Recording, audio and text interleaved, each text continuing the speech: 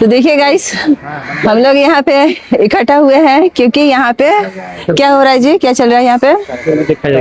हाँ, इन्हीं को दिखा रहे हैं कि यहाँ पे स्टेज लगा हुआ है जहाँ पे मंत्री जी बैठे हुए थे और वहाँ पे प्रोग्राम होने जा रहा है लड़कियों का, बच्चियों का, और यहाँ मंत्री जी बैठने वाले थे और यहीं पे देखिए इतना ज्यादा कीचड़ है। ये है बिहार का सिचुएशन। और हम गांव-गांव जाके ये लड़ाई कर रहे हैं कि रोड क्यों नहीं बन रहा है, रोड बनाया जाए, बिजली क्यों नहीं है, लाइट क्यों नहीं है, शिक्षा का व्यवस्था ठीक से क्यों नहीं है। और जहाँ पे मंत्री जी बैठने जा रहे थे, जबकि गौनाहा प्रखंड है, ये ब्लॉक में हमें भी यहाँ पे है और गौनाहा प्रखंड का सिचुएशन ये है। देखिए उधर ताली आपको सुनाई दे रहा होगा, ताली बज रहा होगा, और ये पूरा सबर का अभी देखे वीडियो ये बता रही हैं कि गौनाहा प्रखंड रामनगर विधानसभा के विधायक मंत्री जी आए हुए थे। बच्चों का खेल प्रोग्राम था, उसको सम्मानित करने के लिए, देखने के लिए, उद्घाटन के लिए। अच्छी बात है, हमारे क्षेत्र के गार्जियन स्वरूप विधायक और मंत्री जी हैं, खुशी की बात है। लेकिन थोड़ा कष्ट इस बात की है कि उन्होंने मंच से उठकर वापस चले गए।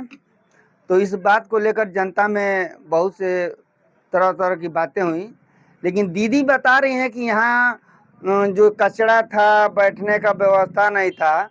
तो मैं दीदी से वही पूछना चाहता हूँ, अपने माननीय सिस्टर जी से, कि आप अगर जानती हैं ये सही बात कि वो रामनगर अगर विधानसभा है तो विधानसभा का विधायक जी वो मंत्री जी हैं, और विधायक जीतने के बाद वो मंत्री बने हैं। तो मान लीजिए अभी ठीक है, अभी 7-8 महीना 6 महीना जो भी हुआ, अभी अगला काम अभी कर नहीं पा रहे हैं, तो ये उनकी दोष नहीं दिया जाएगा, आगे काम करेंगे। लेकिन सबसे बड़ी बात ये है कि जिस पार्टी से वो विधायक हैं, उस पार्टी का ही विधायक 25 साल यहाँ पर रहा है, उनको इस बात को देखना चाहिए। अभी तो वो गौनाहा प्रखंड का वो फील्ड था जो उनको देखे, उनको उस तरह वहाँ व्यवस्था नजर नहीं आई और उठ कर चले गए। जिस दिन वो पूरा अपना विधानसभा जिस तरह वोट मांगे थे और लोगों को जहाँ जहाँ वादा किए, अभी जाकर वहाँ इस समय की समस्या देखें। जैसे हमारा भवानीपुर हुआ, भवानीपुर के बारे में हमारे विधायक जी आज मंत्री है, उनसे कहना चाहूँगा कि आप भवानीपुर के बारे में बोले थे कि मैं पहली बार अगर जीतूंगा तो पहला काम इस भवानीपुर से होगा। वही भवानीपुर जहां पर बजरंगबली का मंदिर है, आपको सम्मानित किया गया था और आप ये वहां कसम खाए थे, वादा किए थे कि पहला काम इस भवानीपुर से स्टार्ट हमारा होगा। तो वहां की जनता आपको खोज रही है, ढूंढ रही है, आपके वादा का इंतजार कर रही है।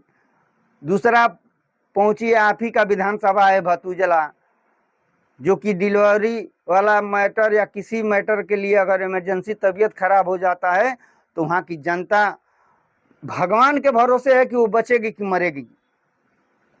तो इन सब चीज़ों का ध्यान देना है। दोन क्षेत्र हो गया, माने यही समझिए कि रामनगर विधानसभा, मान लीजिए गार्जियन शरीफ हैं, उनको मैं बुरा भला नहीं कह रहा हूँ, लेकिन इतना ना 25 साल में इस हमारे विधानसभा को इतना ना नीचे गिरा दिया है कि मंत्री जी आपको सुधारते सुधारते इसमें बहुत से स्ट्रगल करना पड़ेगा। 5 साल बीत जाएगा और समय बहुत कम है, 5 साल कैसे चला जाएगा ये पता ही नहीं चलेगा। तो इसलिए आप बड़े बड़े लोगों से मिलना जुलना छोड़कर अपने विधानसभा का ध्यान दीजिए, विधानसभा पर काम करिए, यहाँ का जनता आपका वेट कर रही है।